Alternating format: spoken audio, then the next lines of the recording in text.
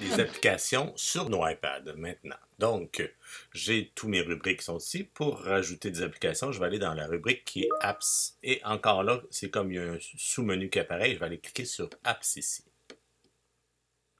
Quand je clique dans Apps, je vois dès que je rentre dessus, je vois toutes les applications qui qui ont été achetées via l'Apple School Manager.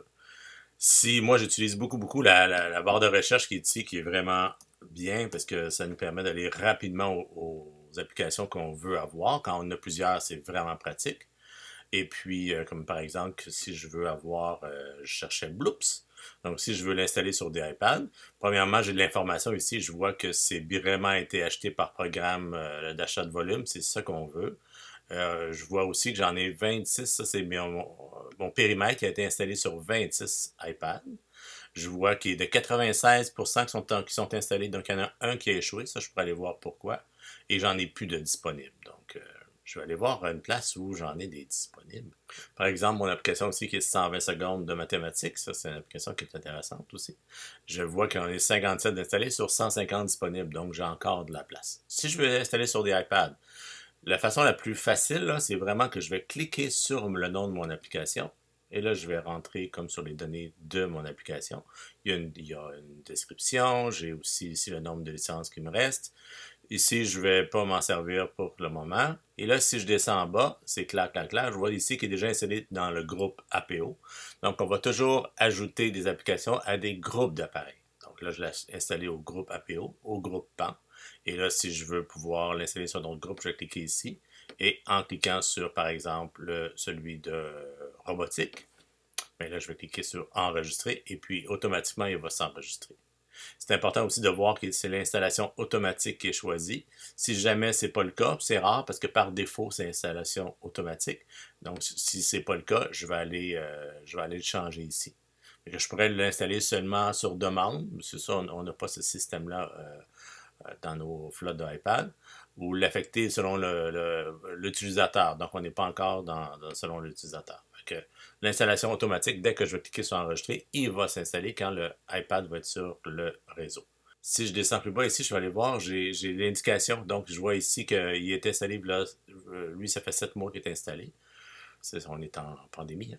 Et puis, je vois qu'il est installé, tout va bien. Le statut est installé. Je vais des fois voir celui ici, il a échoué. Donc, je peux aller cliquer dessus pour voir pourquoi il a échoué. Il manque des licences pour être assigné. Là, je vois que j'en ai assez. Fait que si je clique sur réinstaller, il va pouvoir me réinstaller l'application. Parfois, quand vous voyez qu'il ne fonctionne pas, vous pouvez aller sur l'échoué, puis vous allez voir, il va s'installer. Lui, ça fait 2 mois quand même qu'il n'a pas été branché, donc